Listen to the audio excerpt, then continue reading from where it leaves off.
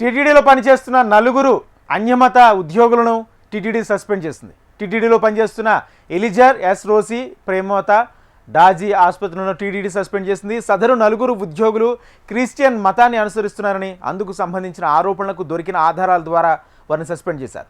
సదరు ఆరోపణల నేపథ్యంలో టీటీడీ ఉద్యోగులుగా పనిచేస్తూ సంస్థ ప్రవర్తన నియమావళిని పాటించలేదని భావించడమే కాకుండా హిందూ ధార్మిక సంస్థకు ప్రాతినిధ్యం వహించే ఉద్యోగులుగా విధులు నిర్వర్తిస్తూ బాధ్యతారహితంగా వ్యవహరిస్తున్నట్లు టీటీడీ ఆరోపిస్తుంది. టీటీడీ విజిలెన్స్ సమర్పించిన నివేదిక ఆధారాలు పరిశీలించిన అనంతరం నిబంధనల ప్రకారం వారిపై శాఖాపరమైన చర్యలు తీసుకుని నలుగురు ఉద్యోగులను తక్షణమే సస్పెండ్ చేశారు. తిరుమలలో టీటీడీలో అన్యమత ఉద్యోగుల్ని తొలగించాలని హిందూ సంఘాల నుంచి డిమాండ్లు వస్తున్నాయి. మరోవైపు టీటీడీ కూడా ఈ విషయంపై అంతే సీరియస్గా ఉంది.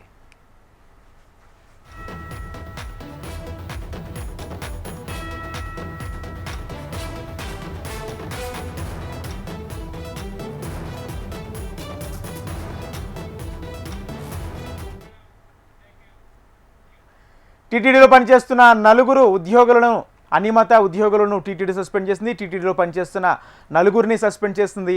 సదరు నలుగురు ఉద్యోగులు క్రిస్టియన్ మతాన్ని అనుసరిస్తున్నారని, అందుకే సంబంధించిన ఆరోపణలకు దొరికిన ఆధారాల ద్వారా వారిని సస్పెండ్ చేశారు. ఇదే అంశానికి సంబంధించి పూర్తి సమాచారం మా ప్రతినిధి చరణ్ అందిస్తారు. చరణ్.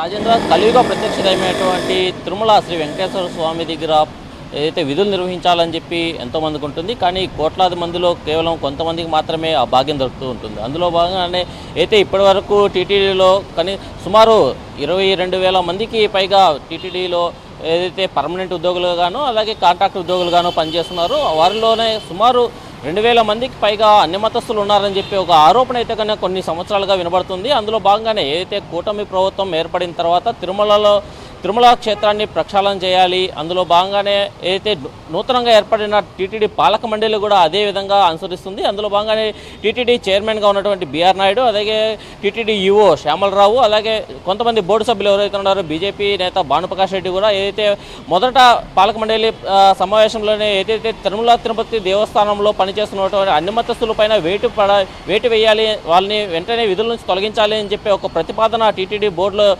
పెట్టారు. అందులో భాగంగానే గత కొంతకాలంగానే ఏదైతే టీటీడీలో పనిచేస్తున్నటువంటి అన్య మతస్థులను ఒక్కొక్కరినిగా ఏదైతే విచారణలో భాగంగా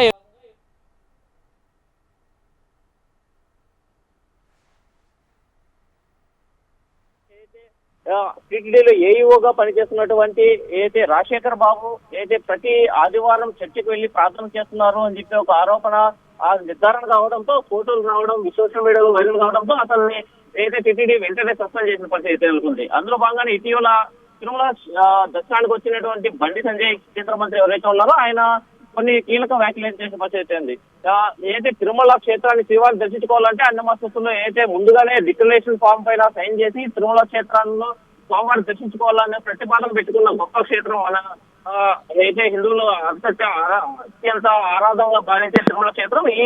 ఈ క్షేత్రంలో అన్ని మతస్థులు ఎలా పనిచేస్తున్నారు, వారిని ఎలా మీరు విధుల్లో నిర్వహిస్తున్నారు ఇవి గత కొంతకాలంగా అనేటువంటి ఆరోపణ అయితే కీలకంగా ఆయన చేసిన పరిస్థితి నెలకొంది. అందులో భాగంగానే ఇటీవల అయితే అన్ని మతస్థులు తిరుపతి దేవస్థానంలో పనిచేయడంతో ఏదైతే ఆలయ సాంప్రదాయాలు కావచ్చు, ఆచారాలు కావచ్చు భగ్నం కలుగుతుంది అన్న ఒక ఆరోపణ అయితే కన్నా భక్తుల నుంచి కూడా వినిపించడంతో టీటీడీ కూడా దానిపై చర్యలు అయితే తీసుకుంటున్న పరిస్థితి నెలకొంది. ఇటీవల అయితే కన్నా గత 2-3 రోజుల క్రితం అయితే కన్నా టీటీడీలో పనిచేస్తున్నటువంటి నలుగురు ఉద్యోగులను సస్పెండ్ చేస్తూ అయితే టీటీడీ ఒక విచారణలో భాగంగా టీటీడీ అయితే ఒక నిర్ణయం తీసుకుంది. ఏదైతే టీటీడీ అనుబంధ సంస్థల్లో ఏదైతే పనిచేస్తున్నటువంటి బోర్డు ఆసుపత్రి అలాగే ఆయుర్వేద ఆసుపత్రిలో ఏదైతే పనిచేస్తున్నటువంటి నలుగురు మహిళా ఉద్యోగులను వీళ్ళు ఏదైతే ప్రతి ఆదివారం చర్చకి వెళ్ళి ఆ ప్రార్థన చేస్తున్నారు, వీళ్ళు అన్యమత సాంప్రదాయాలను పాటిస్తున్నారు, ఏదైతే హిందువులుగా ఉంటూ హిందువులు అత్యంత ఆరాధనగా భావించే తిరుమల తిరుపతి దేవస్థానంలో పనిచేస్తూ అయితే క్రిస్టియానిటీని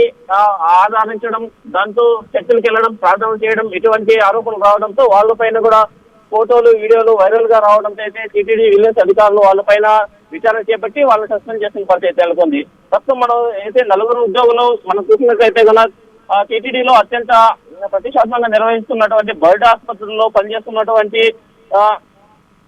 అయితే డిప్యూటీ ఎగ్జిక్యూటివ్ గా ఉన్నటువంటి ఎలిజర్ అనే ఒక మహిళ, అలాగే బడ్ ఆసుపత్రిలో విధులు నిర్వహిస్తున్నటువంటి స్టాఫ్ నర్స్ గా ఉన్నటువంటి ఈ రోషి, అలాగే బడ్ ఆసుపత్రిలోనే ఏ గ్రేడ్ ఫార్మసిస్ట్ గా ఉన్నటువంటి